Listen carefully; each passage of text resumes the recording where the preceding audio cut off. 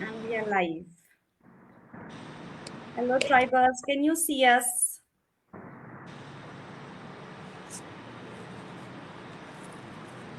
Please let us know if you can hear us.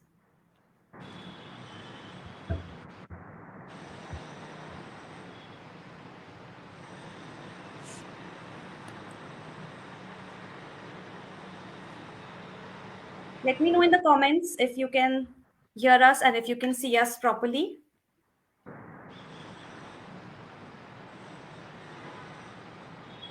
All right. So, without any further ado, let's start with our today's session. This session is going to be very special. Welcome to another wonderful session, tribers. And today's session is the art of composting. So if you've just joined us, please let us know in which city you are watching us from so we know where all our tribers are located. So let us know your city's name. Okay. Today we have with us a very special guest. We have with us Vani Murthy. She is the founding member of SWMRT Bangalore. She is a composting enthusiast, an urban farmer, and a TEDx speaker. Through her Instagram page, Worm Rani, she helps her viewers to move towards a low waste lifestyle. Welcome to the session, ma'am. Could you please Thank share you. your starting thoughts with us? Thank you, Shweta. Thank you so much. And good afternoon to everyone. Thank you for having me on this live session. Uh, well, uh, uh, it's always very important for us to keep the conversation on about sustainability, living a mindful life on this planet, making sure that we contribute positively because this planet is so precious. The ecosystem is so precious, and we need everybody to participate and make sure that they don't pollute the ecosystem, so that life can thrive. So that those are my first thoughts that come when I have to talk to groups of people. Yes. So, for starters, could you please share with us if composting is something that people living in cities can do inside their homes, or is it something that we need to do only outdoors? It is urban composting has come up a big way. I think 12 years back, we were just trying to find out how we can get people to understand that composting can be done uh, within your homes, in your balconies. There are some compostings that can be done even if you don't have a balcony inside. And also we have lot of awareness now, and definitely there is a kind of movement towards making sure that people take responsibility of the waste they generate, and 60% is compostable, and it is not necessary that you need only outdoor spaces. You can as well do it in smaller spaces, under staircase, wherever you find, in your terrace, and in your backyards. Large apartments can make such composting individually. You can do so. Composting is not something that's happening. It's constantly happening in the nature. We just need to mimic it. It's just an experiential learning. Right. Okay. So a lot of times people think that if we start composting inside our apartments and inside closed homes, then it will have a foul odor or a foul smell inside the house. So is it something that happens, or is that something that that is just a myth? No, it's not a myth, but the process does not do well, in the sense it's not taken care, because when you talk about composting, it's aerobic composting that we're talking about.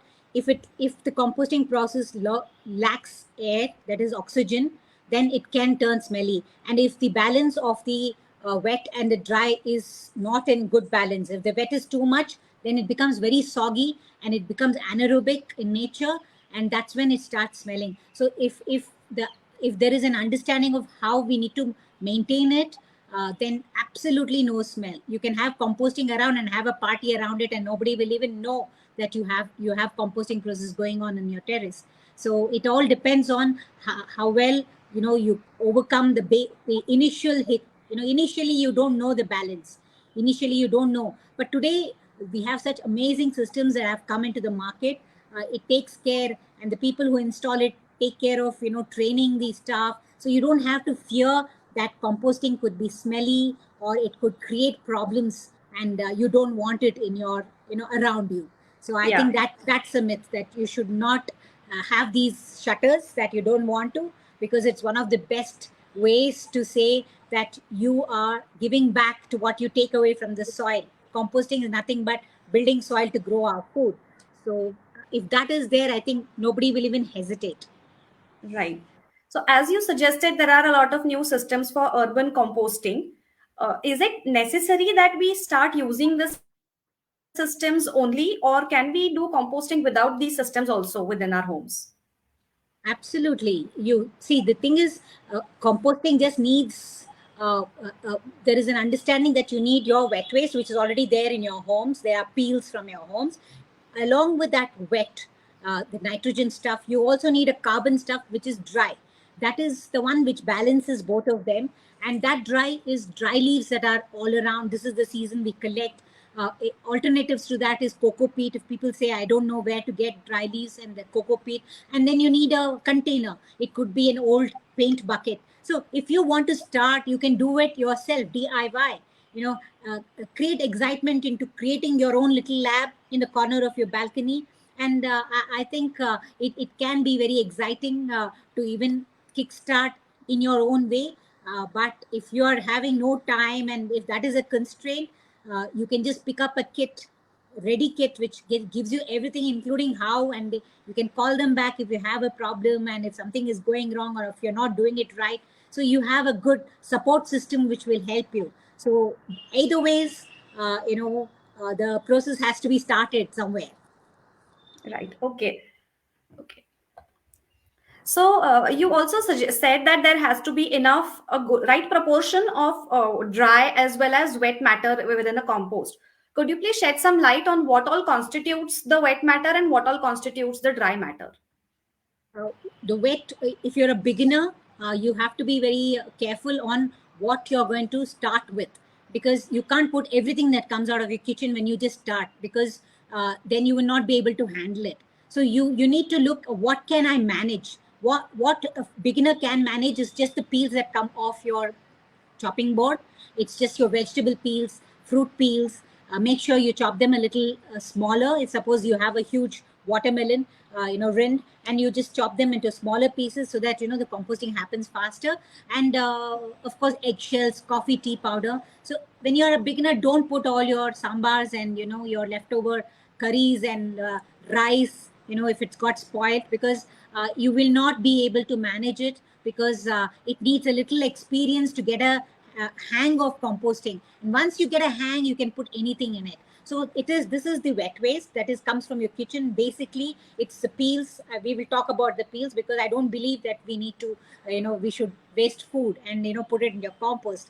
It should be either given away or eaten before it gets spoiled. So we can't afford to waste food. So I'm only talking about the peels, the vegetable peels, the fruit peels, and maybe garden waste, things that come. And the browns are carbon stuff. The best browns that I love collecting is the dry leaves, the crisp dry leaves that shed during the season. Nature gives us in abundance. And when that abundance is there, you just have to grab it. If you don't take it, it'll either get swept away, burnt, or carted away to the landfill, which is just a loss of good resource. So we can also keep collecting that and then add them in proportion. I cannot give you a formula, this much to that much. As you do, you will know. As you start doing, you'll know. But you need enough browns to take care of the moisture in the wet waste. And also you need some kind of accelerator, because people, when they start composting, first question is, when will my compost be ready? So they are in a kind of they're very anxious to get the result. But then if you want to accelerate the compost, you need to add some kind of culture. It's like when you have to make milk into curds, you add a little bit of curd so that the milk sets and becomes curd. So you need to add a culture. That culture could be right from cow dung, fresh cow dung, to sour buttermilk, to semi-done compost, which has microbes. So you're adding microorganisms so that it breaks down all the organic matter. And then finally, what comes out is this amazing like gold. So you need a culture and you need a container. So within this, you need to experiment. And as you experiment is when you get the experience of understanding what composting is all about, and then checking it, finding out what is going right, what is not going right. And I think that's where the learning happens. And I terribly failed when I did for the first time, and I'm so glad I failed, because that's why I it taught me. The process itself teaches you, and you just become more aware and mindful of what really is happening in a compost bin. Right, right.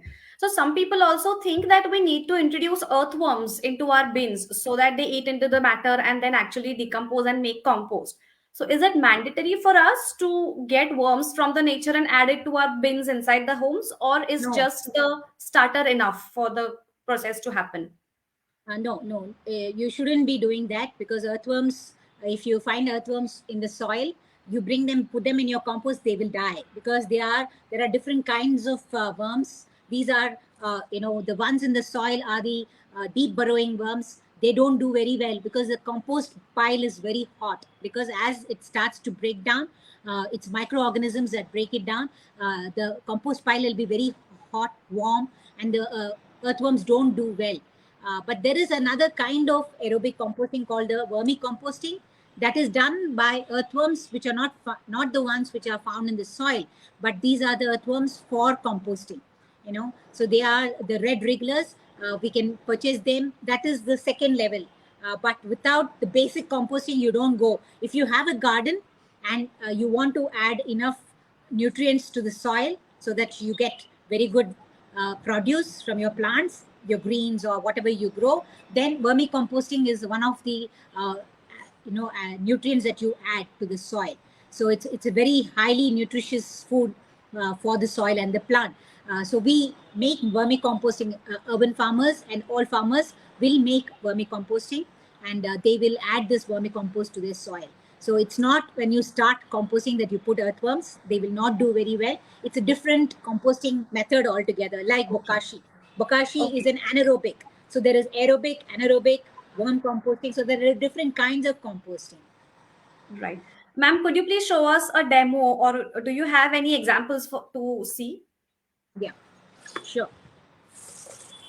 So I'll just take you through some of the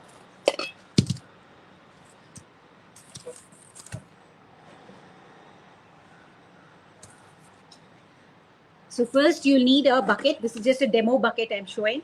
I have a lot of composting systems around me, but I need to take you there. So if I have to sit and show, I have to only show you on a demo. So you take any bucket, make sure there are some small holes so that aeration is extremely important, because this is aerobic composting. That means the microorganisms that break down the organic matter are like us. They need oxygen to breathe, and the minute it gets suffocated, they will die. So you need to make sure there is enough oxygen. You layer it with some dry leaves at the bottom. You crush them. Dry leaves in this season is amazing. They are so crisp. So all you need to do is crush them like this and add them on the base.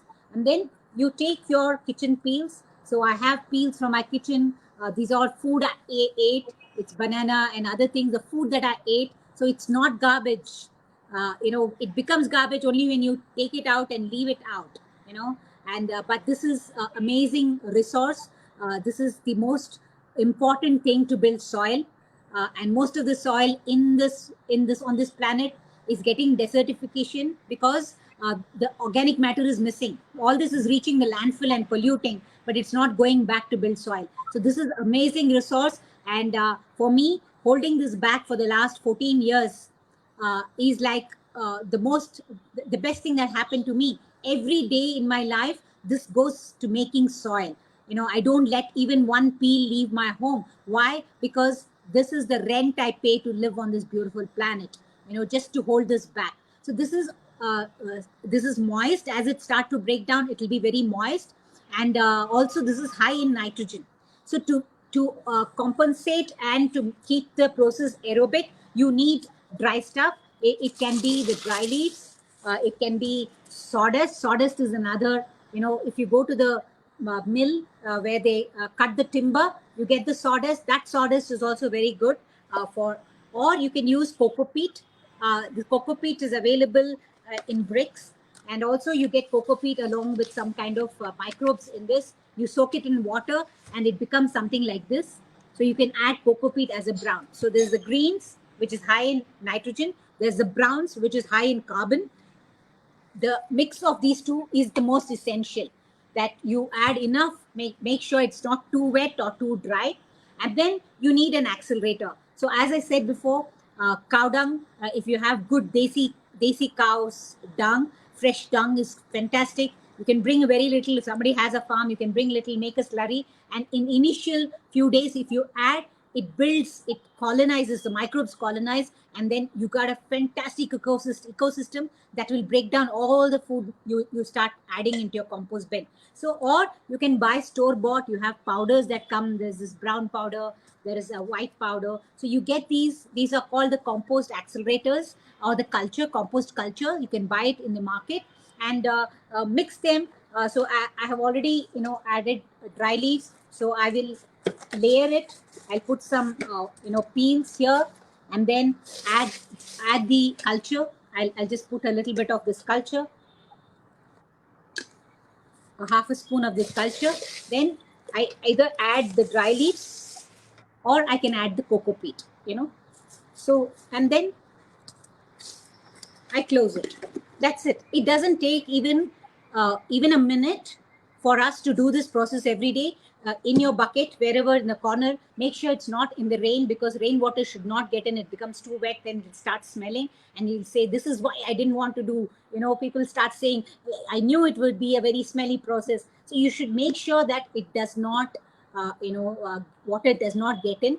And every day you remove the lid, then take the next day's waste, put it into it, all the peels that you have, then again cover it with either the microbial coco peat or the dry leaves, and keep doing it till the bucket is full.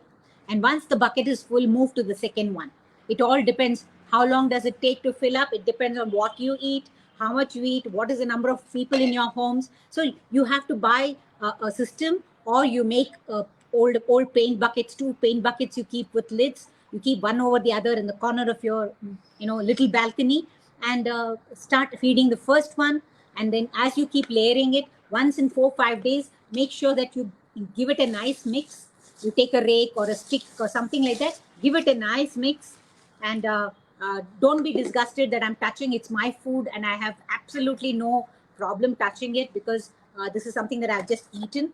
And then once a week, when you turn, you're introducing air, and also you're finding out whether it's too wet or too dry. And once the bucket is filled, move to the second bucket. And this bucket, after you stopped putting fresh waste, it takes around 35 to 40 days for it to completely break down, and it becomes something like this. This is called the black gold. I haven't sieved this. There are some sticks and twigs and seeds that haven't broken down. So you can either add this directly to your pots, or in your potting mix, and make sure that this is the food that your plants will readily absorb. Compost is a nutrient that is readily absorbed by the plant, and it just makes it a living soil.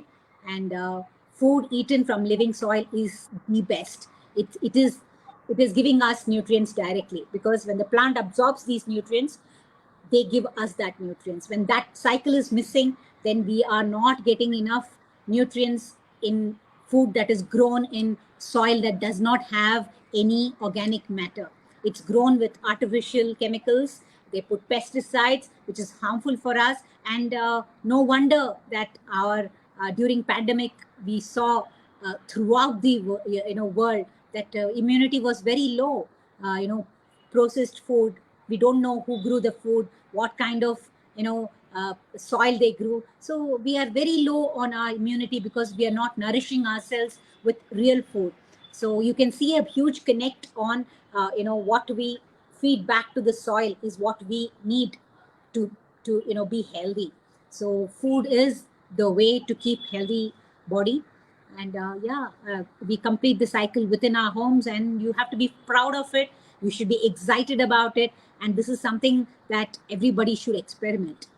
because I think this is one of the best actions you can do, especially with the climate change looming over our our heads and coming so close to us. If we don't take a daily action, not just on a World Environment Day or a Earth Day, that you go and plant something and you said you did your bit. No, it's everyday action that's going to make a difference. And start composting. It's okay to fail. It's okay to learn it slowly. You will start understanding. You will start reaching out to, you have the search. You can search on the net anything and everything. There are videos. Everything is available. So just, you just have to start. That's it. Yes.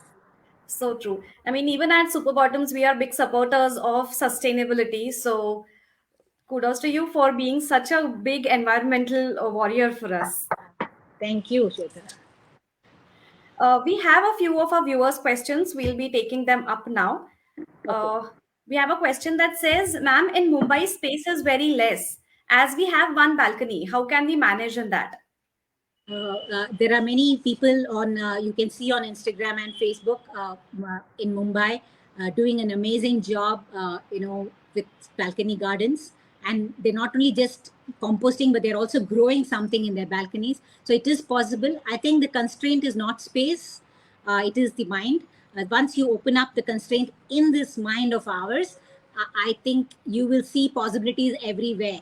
I have known people who didn't have a balcony, and they did composting with the brick. The brick has microorganisms, so when you sprinkle this, the smell won't come, because 8 to 10 kinds of microbes are there in such brick. So I have seen them do it, keep it in just next to their front door inside the house, and you go in, probably you'll see a few fruit flies, which also comes when you keep a banana in your kitchen. So it's not a big thing. So balconies, definitely you can. Even in the smallest balcony, there are so many people in Mumbai doing this.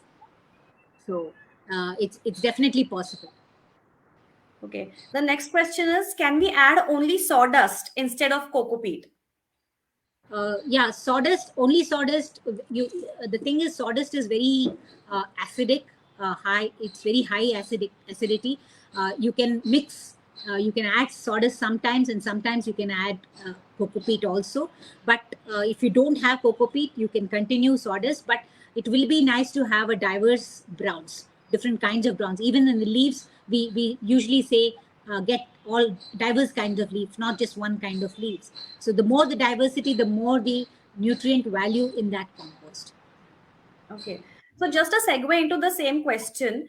When you say that we can use browns, there are I've read a little bit on composting, and many the times people say we can compost newspapers, we can compost cardboards from the packages that we receive.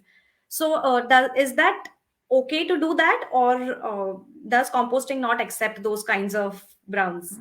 Composting will accept, but if you look at the sustainability part of it, we would rather send them for recycling, because paper is precious. You cut down trees to make paper, and paper should go back to recycling.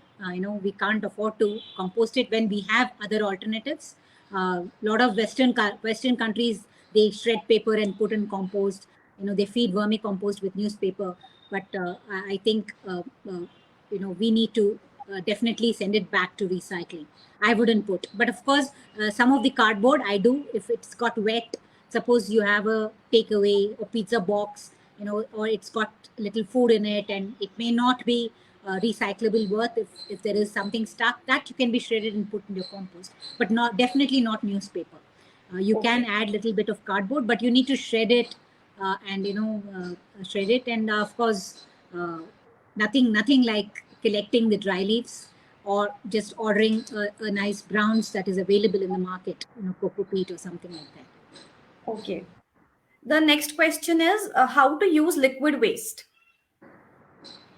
The liquid waste from food, if there is food waste which is liquid, probably you should drain away the liquid and use only the solid, because you shouldn't be adding more moisture than what's already there in the kitchen peels. Whatever comes out of the kitchen is moist always. So we shouldn't be adding extra moisture, because again, balancing that will become a big issue. And I don't want people to say it started smelling because it became too wet. So we need to be careful. So always try to drain out the excess moisture. If suppose you have a liquid gravy that's got spoiled and you don't know what to do, you can't, so you just put it in a colander, make sure that you drain out all the, water part of it, and just the solids can be put into composting. So whenever you put such cooked food, make sure you have enough browns for it. Right. Okay. And how about animal products? Say probably eggs, milk, or non-vegetarian food that we eat. Are the remnants of non-vegetarian food good to go in a compost? Yes. So eggshells, of course, you can put. The thing is, non-veg can be put in aerobic systems, but the thing is, you need good microorganisms because pathogen problems will be there, and also when they rot, the smell could attract vermins. It could attract a rat or something like that. A lot of people say my bucket got chewed because the rat tried to get in, and today, in fact, there was a monkey just before I set up this, and it has opened my compost bin, and I had just put fresh watermelon rinds. It's all over. It's pulled out everything, so it will attract other animals and all that. Maybe the smell, but the bones are fine. But if you have a brick which has microorganisms which takes care of the breakdown, then you don't have to worry. So there should be enough microorganisms, different types of microorganisms, because non-vegetarian waste takes different kinds of breakdown. That itself different. So you can try, but not when you start. When you start, make sure that you do it only with peels till you understand composting. And there's a lot of material online. You can always check out. There are so many people talking about composting. So I think you will gather knowledge and understanding by just exploring. Okay. The next question says, what are the signs of a good compost? How do I know that I'm doing good? Yes. The first sign is it starts to get dark in color, and it is crumbly. It's not very wet, and it smells amazing. The composting process should start smelling very nicely. So that's the first sign of it doing very well, right? So if it starts smelling, that means that it became anaerobic. That is, there is no oxygen, and it was too wet. It could be both. It was too wet or there was not enough oxygen. So you just have to make sure that you understand this process itself, that oxygen is very important. Turning the pile if you're using lot of dry leaves, and then not making sure that it doesn't compact. The food waste doesn't compact inside. When it compacts, air won't pass and it starts to smell because it becomes anaerobic.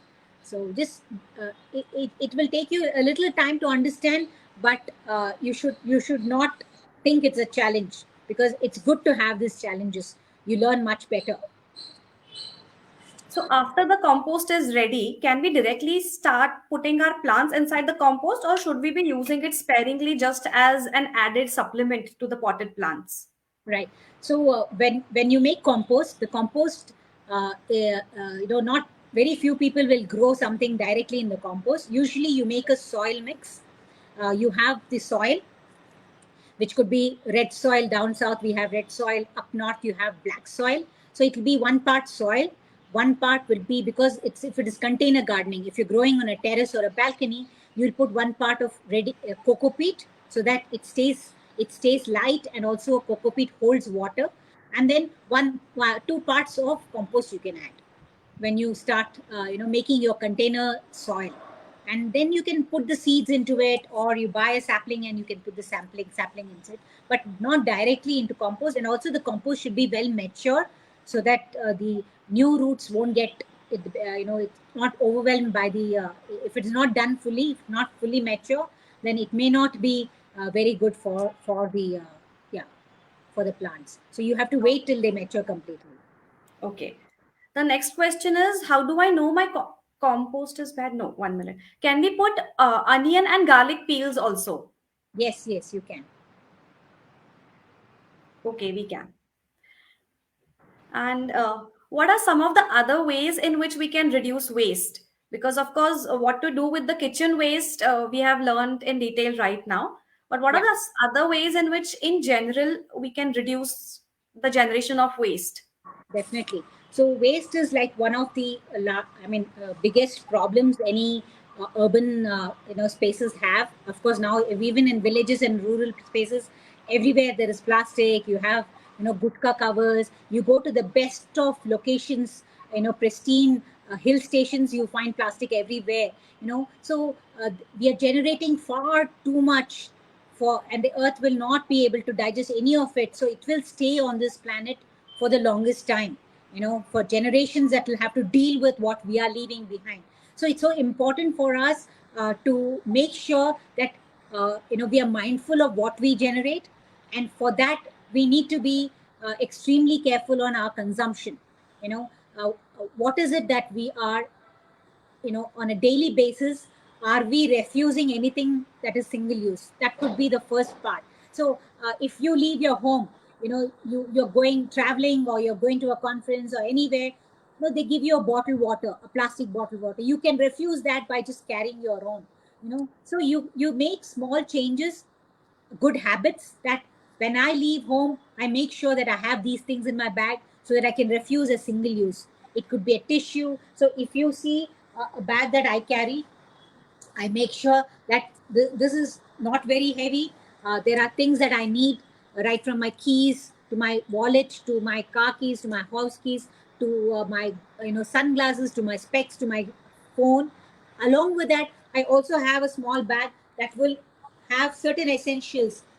It's just a small bag. I'll have a plate so that if I have to eat, a pav bhaji or maybe a sandwich, and in an airport, and they give you in something that is packaging, I would ask them to put it directly into my plate and not pack it for me. So things like that. I'll have a small set of tumblers in a ziploc, 4 tumblers, where I can have my tea or coffee without a single-use disposable. So small things like that, a cutlery set, and a bag that I can do shopping. So it opens out. It occupies so little space. So things that you can put, a napkin so that you can say no to a tissue, and a cutlery.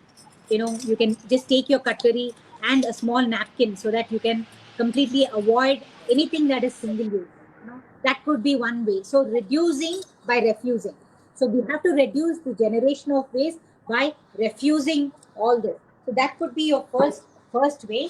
And the second thing that you can do is, can I go to products which are much more eco-friendly, instead of accepting these straws.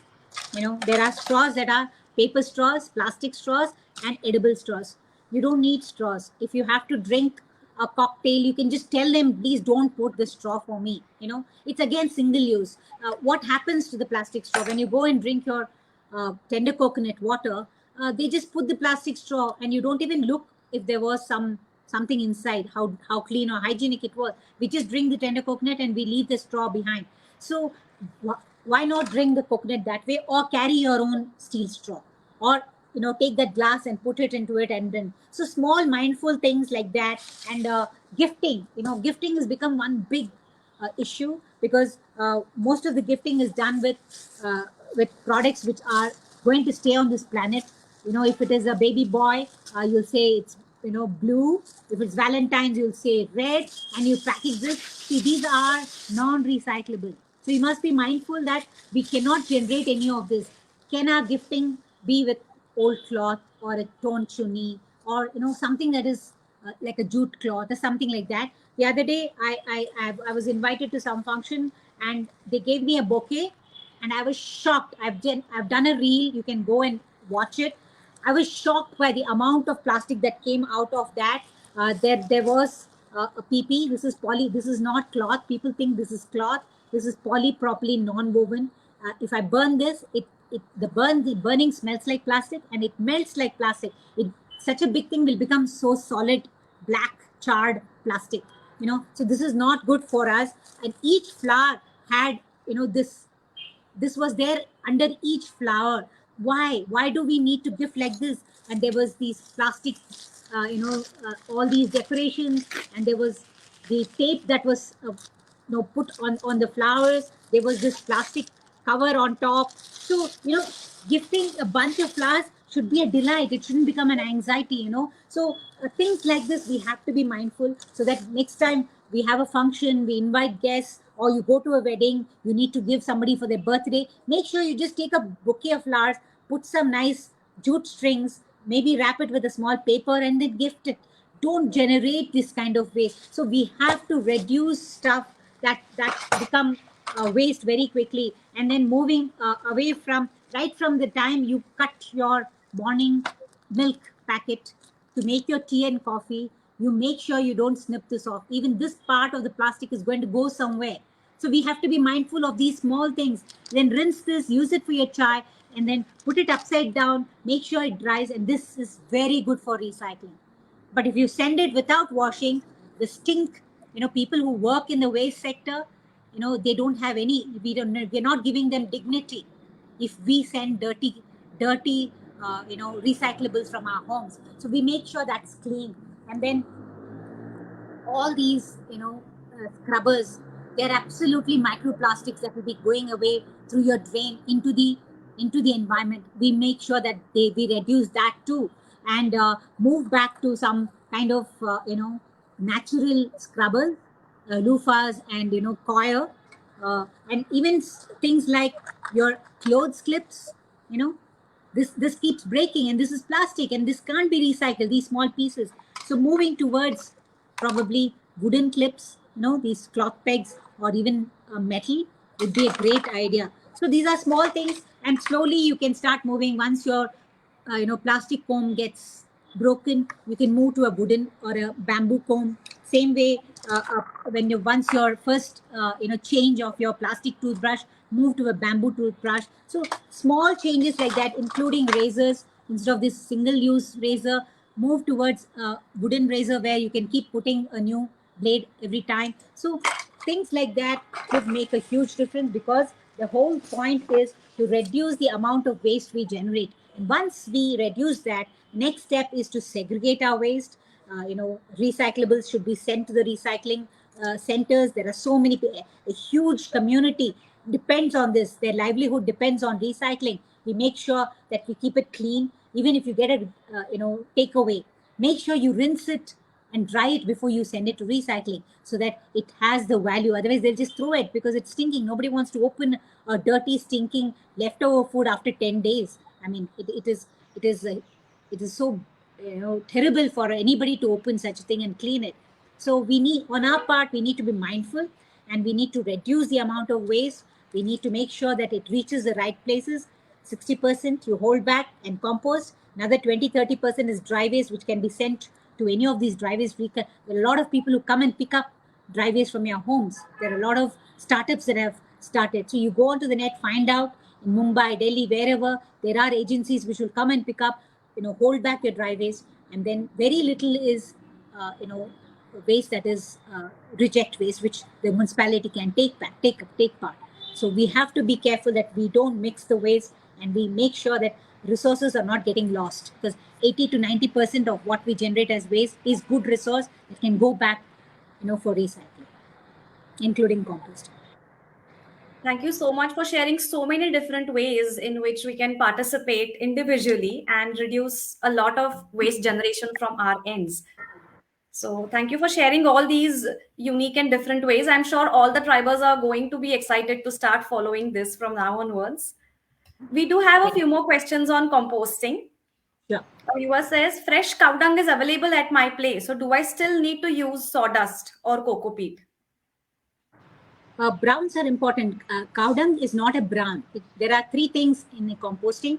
One is the greens, that's your fresh waste. Second is the browns. It's either leaves, sawdust, coco peat, and even dry compost. In leftover compost, which is very dry, can also be used as a brown. Okay, but cow dung comes in the category of microorganisms. That's a culture that you're adding to enhance and accelerate the composting process. You're including, or you're adding some microorganisms which will speed up the composting. So cow dung comes under that. So it's either cow dung, it's buttermilk, or it's store-bought accelerators that becomes the culture. So there are three things, and a bucket, and the process. Make sure there is enough oxygen. So there are funders are very clear in composting. Finally, it's how you get a hang of it. You have to continue to do, and never give up. And then that's how you become earth friendly and amazing planet warrior. Trying to warriors doesn't go and fight, he also protects. So you become a warrior for the planet who protects the planet by giving back what he's taken away from the soil. Wonderful. This has been such a great, insightful, and enlightening session, I must say, because there have been so many takeaways from all for everybody who's watching this session today. So I must thank you for all the nuggets and inputs that you've shared with us. Ma'am, do you have any closing thoughts for this session today? So yes, when it comes to good practices, when we start, people start getting very anxious. They start wondering if they're doing enough. And when you hear from everywhere, what the serious problems that are they're going to encounter, doomsday and this and that. So the anxiety levels are very high, and they always start feeling that they're not doing enough. But every small change that you make and you consistently stick to that practice for the rest of your life will be the way forward. So get on to the path. You don't have to be zero waste. You can never be zero waste. Only except the human beings, every other species, billions of species on this planet, never generate anything the earth can't digest. They live in harmony with nature. We are the only ones who are not zero waste. They are all zero waste. Now, they don't generate anything that the earth can't digest. So if we have to go to zero waste, which is impossible, but at least stay on the path so that you keep reducing polluting. So there are two things. One is resource is getting wasted by making products which will be used for some time and then discarded, which again will pollute. So just be mindful of that chain and make sure that you close the loop and make sure you take one practice at a time and not get anxious about it, and sustain that practice. That's all. Take one practice. Maybe just carrying your water bottle could be the first practice. Even if you forget a couple of times, don't beat yourself up. It's okay. Next time you remember and take it. So I think such things are very important. So go ahead, experiment with composting. Never ever fear failure in life, not just for composting, because if you fall down, you have to pick yourself up, and then you will cross any bridges. Nothing will stop you. Superb, superb. Thank you so much. So, at Super Bottom, sustainability is one of our core concepts that we support a lot. And all the tribers who are a part of our Facebook community also follow and practice sustainability on so many different levels. But thank you for sharing so many unique ways which we can add on now and practice in our journey towards sustainability. So, thank you so much for sparing your precious time and sharing your knowledge with us. Thank you Thank once you. again for being here with us today. Thank you, Shweta, and thank you, Super Bottoms, because I'm talking to a community that's already, putting into practice many things. So it's very exciting, and thanks so much for having me on this. Thank you so much, everyone, for tuning in today. Let's meet again in the next session. Thank you so much. Bye, Shweta. Bye. Bye, everyone.